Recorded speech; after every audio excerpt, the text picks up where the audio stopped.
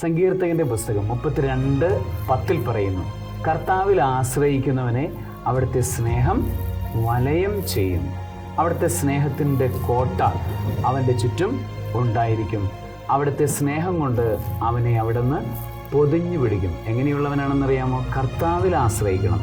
എല്ലാ കാര്യത്തിലും ദൈവത്തെ ആശ്രയിക്കുന്നവനെ, ദൈവീകതയിൽ ആശ്രയിക്കുന്നവനെ, ഈശോയുടെ സ്നേഹത്തിൽ ആശ്രയിക്കുന്നവനെ അവിടുത്തെ സ്നേഹം എന്നും നിതാന്തമായി പൊതിഞ്ഞു പിടിക്കുകയും അവിടുന്ന് കൂടെ നടക്കുന്ന അനുഭവത്തിലേക്ക്, ദൈവം നമ്മോടുകൂടെ എന്ന് പറയുന്ന അനുഭവത്തിൽ, ഇമ്മാനുവേൽ അനുഭവത്തിലേക്ക് കൊണ്ടുവരികയും ചെയ്യും. സർവശക്തനായ ദൈവം, പിതാവും പുത്രനും പരിശുദ്ധാത്മാവും അവിടുത്തെ സ്നേഹം കൊണ്ട് നിങ്ങളെ വലയം ചെയ്യുമാറാകട്ടെ.